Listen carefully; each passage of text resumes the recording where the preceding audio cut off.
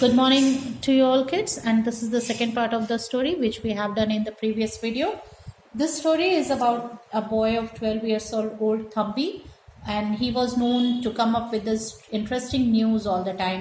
हालांकि वो बहुत ही एक्यूरेट रिपोर्टर था, हमेशा जो भी न्यूज़ वो लेके आता था वो ज़्यादातर सही ही होते थे.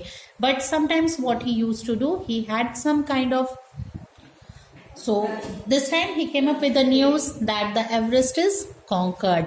किस तरह से एवरेस्ट को conquer कर लिया गया. This was the news he had this time, but it was very much sounding impossible to the elders. लोग उस पर विश्वास नहीं कर रहे थे. जो बड़े लोग थे, जो बुजुर्ग लोग थे, उसके जितने भी बड़े थे उस कम्युनिटी में, उस रीजन में, वो लोग ये मानने को तैयार नहीं थे कि कोई एवरेस्ट को भी कॉन्कर कर सकता है. So how the mixed reactions were there and how Thambi proved himself correct. वो कैसे ये प्रूव करता है कि नहीं, जो वो जान रहा है, जो न्यूज़ उसके पास है वो बिल्कुल सही है. And when they started accepting it, तो किस तरह के रिएक्शंस आते हैं. This was the all about this chapter and the previous part which we have done in the video. Now start with the another page. How do you know all this, boy? It was only yesterday that we heard that the assault was to be given up. कि हम लोगों ने ये कल ही सुना था कि ये जो कोशिश की जानी है, इतना जो डेंजरस स्टेप लेने के लिए लोग सोच रहे हैं, वो अब नहीं होने वाला है. लोग इसे छोड़ने वाले हैं, इसके बारे में नहीं सोचेंगे अब. But there it is, said the boy triumphantly. Hillary and Tenzing, the elders, took in the news with a sort of gloomy acceptance. फिर वो क्या कहता है तंबी कि नहीं, लेकिन ये कर लिया गया, और उसे बिल्कुल विजेता वाली फीलिंग आ रही थी कि उसने अपने आप को सही प्रूव किया है और उसका जो न्यूज़ है वो इस बार बिल्कुल सही है. वो इतना बड़ा न्यूज़ और इन्फॉर्मेशन लेकर के आया है सबके पास. तो उसने कहा कि नहीं, ये कर लिया गया है. हिलरी और तेंजिंग ने ये कर दिखाया है. और फिर क्या हुआ, धीरे धीरे लोग इस न्यूज़ को एक्सेप्ट करते चले जाते हैं. This was a piece of news for which the world had waited for a century or more, and now, instead of arriving in a spectacular manner with a fanfare of trumpets, it was reaching them through Thambi, the habitual purveyor of news tidbits. और उसके बाद लोग धीरे धीरे जब इसकी विश्वास कर लेते हैं कि चलो ठीक है, the news is correct, the Everest has been conquered. And ये एक ऐसा न्यूज़ था जिसके बारे में लोग सेंचुरीज से, काफ़ी दिनों से वेट कर रहे थे. पता था कि एक ना एक दिन कोई ना कोई ये कोशिश ज़रूर करेगा. और ये न्यूज़ उन तक किसके थ्रू पहुंचता है, जो हमेशा इस तरह की खबरें जो होती हैं, जो कोई ना कोई न्यूज़ लेकर के आता रहता है, उसके थ्रू उन तक पहुंची. That was Thambi. Okay, he was the person who gave all these interesting news to them. Soon they had to accept it for a fact. और फिर बहुत जल्दी ये क्योंकि सच्चाई थी और उन्हें ये एक्सेप्ट करना पड़ा. They accepted that.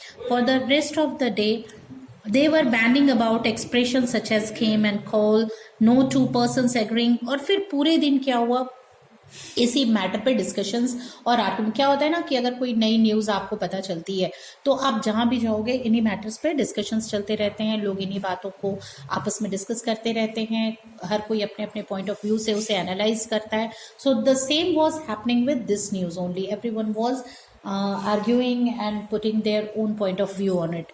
So ये पूरा दिन चलता रहा. Their reactions were interesting to watch. और जो सबके interesting reactions फिर आना शुरू हुए. Somehow there were general sense of disappointment at that fact that the Everest has been conquered. और फिर एक कुछ disappointment भी था लोगों में. लोग थोड़े निराश भी थे ये सोच करके कि एवरेस्ट को कॉन्कर कर लिया गया है, एवरेस्ट को जीत लिया गया है. क्योंकि कुछ प्लेसेस ऐसे होते हैं अर्थ के जिन्हें उनका मानना था कि छोड़ देना चाहिए. हर जगह तक इंसान की पहुंच नहीं होनी चाहिए, नहीं तो क्या होगा, ह्यूमन विल बिकम वेरी प्राउडी. उन्हें इस बात का घमंड हो जाएगा कि हर जगह वो पहुंच सकते हैं. They won't be able to have faith on god only, कि कुछ ऐसी जगह हैं भगवान की बनाई हुई जो इंसान की पहुंच के बाहर हैं. पर एवरेस्ट पे पहुंचना, उसके किसी पॉइंट को कॉन्कर करना एक बहुत बड़ी बात थी. लोगों को ऐसा लग रहा था कि that they have challenge the God. कुछ ऐसे हिस्से हैं अर्थ के जिन्हें छोड़ देना चाहिए, जहां तक ह्यूमन का एक्सेस नहीं होना चाहिए, लोगों की पहुंच नहीं होनी चाहिए थी, ये भी मानना होता है लोगों का। Then said an enthusiast, a masterpiece of planning, it restores one's faith in human endeavour, clear headed planning is the most difficult thing to achieve. I challenge anyone here to plan a journey to Tirupati and get through without having to alter it half a dozen times on the way. फिर जो और भी दूसरे news आने लगे, जो लोगों के रिएक्शंस थे इस न्यूज़ के बाद कि बिल्कुल परफेक्ट प्लान, कुछ ने कहा कि ह्यूमन हर जगह एक्सेस नहीं होना चाहिए, कुछ जगहें छोड़ देनी चाहिए, हर जगह नहीं पहुंचना चाहिए। फिर एक दूसरे का रिएक्शन था कि बहुत परफेक्ट प्लानिंग थी, बहुत सही प्लान करके गए। अगर कोई किसी भी तरह का इस पे अल्टरेशंस नहीं था, किसी भी तरह से बार बार इसे चेंज नहीं किया गया, it was very well planned. कि मैं चैलेंज करता हूँ कि कोई अगर तिरुपति जाने के लिए निकले और बिना अल्टर किए, बिना प्लान में कोई चेंजेस किए, बिना कुछ भी किए हुए वो लगातार वहाँ तक पहुंच जाए, परफेक्ट अपनी प्लानिंग जितनी है उसी के हिसाब से, without any changes. So it is an example of a perfect planning to conquer the Mount Everest. Okay, it depends, said another. फिर एक दूसरा क्या रिएक्ट करते हैं कि ये डिपेंड करता है on starting the whole thing at the right moment from an astrologer's point of view. The secret of success lies in getting hold of the horoscope of the person concerned and fixing the time accordingly. अब इसमें एक और क्या reaction आ गया कि जो ग्रह नक्षत्र हैं उनकी जो दशाएं हैं, हॉरोस्कोप कुंडली के हिसाब से आपकी ग्रह दशा किस तरह चल रही है, ये सब कुछ देख करके जो इंसान वो काम शुरू करने जा रहा है, अगर उसके हॉरोस्कोप को ध्यान में रख करके, उसकी कुंडली को ध्यान में रख करके और उसके बाद कोई काम शुरू किया जाए तो वो बिल्कुल परफेक्टली ओवर होता है, सक्सेसफुली कंप्लीट होता है। So if it is done accurately it will solve 90% of the difficulties of any undertaking.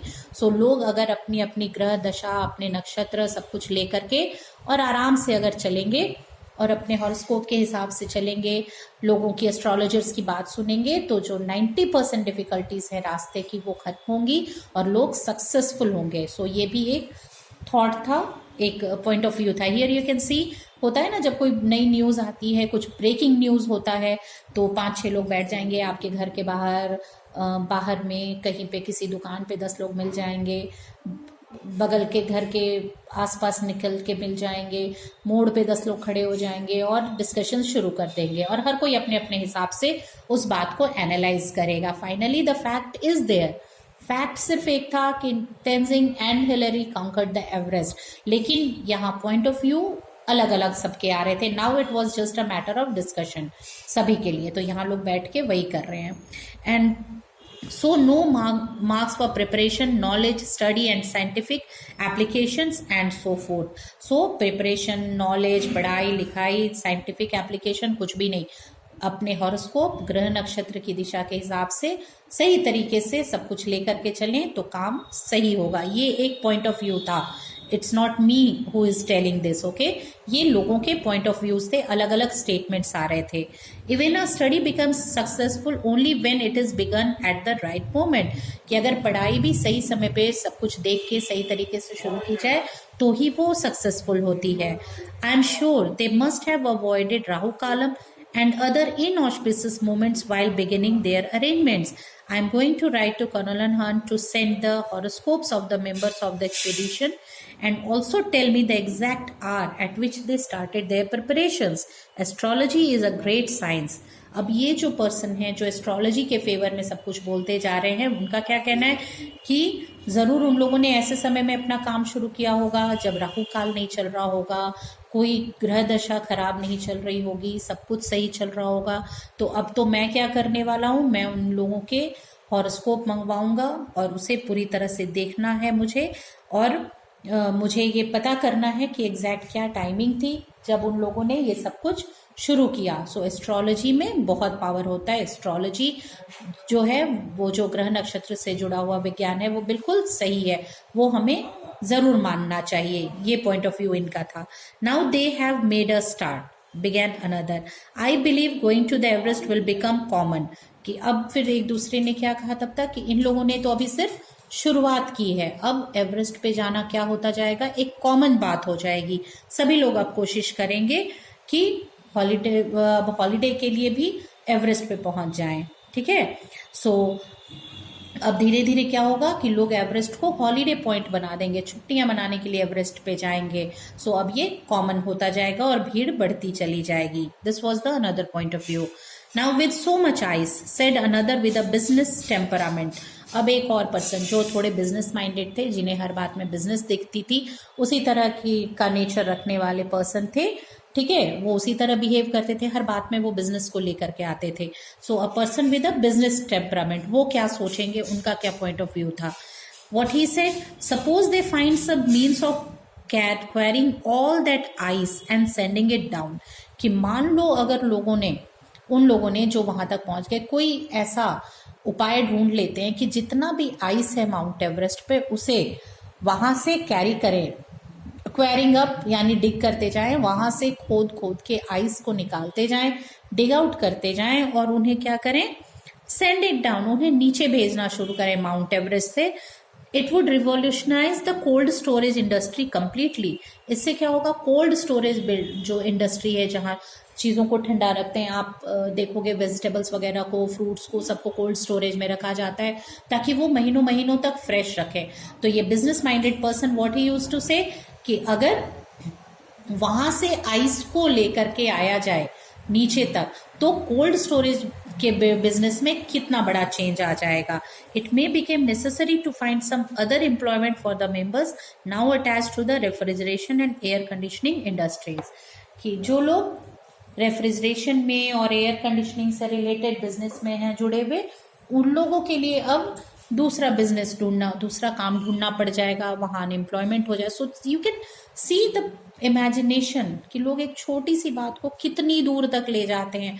Baseless things, इन चीजों का कोई बेस नहीं है, बट एक न्यूज मिल गया है तो उसे बस अपने अपने टाइप से ये लोग एनालाइज करते जा रहे हैं और उसे बोलते जा रहे हैं। सो नाउ व्हाट दे से कि refrigeration and the air conditioning industries ये सब बेकार हो जाएंगे, क्योंकि एवरेस्ट का जो जितना भी आइस है वो वहां से डिग आउट करके और लोग नीचे सप्लाई करेंगे, जिससे कि कोल्ड इंडस्ट्रीज में, कोल्ड स्टोरेज इंडस्ट्री में रिवॉल्यूशन आ जाएगा।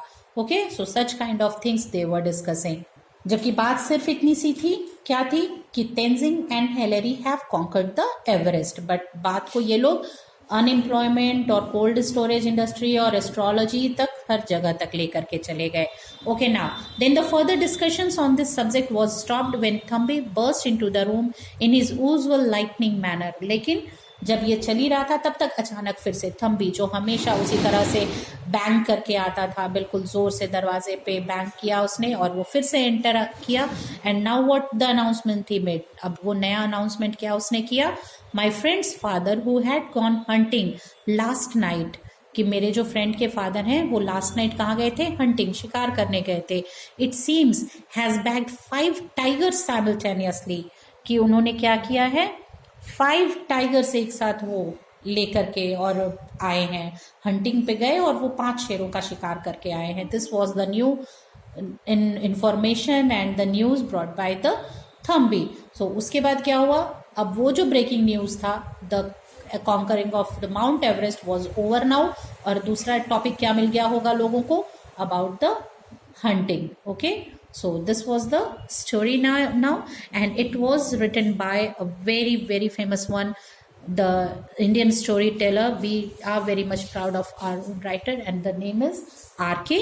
Narayan. Okay, so this was the story. Go through it and write the difficult words. Okay, thank you.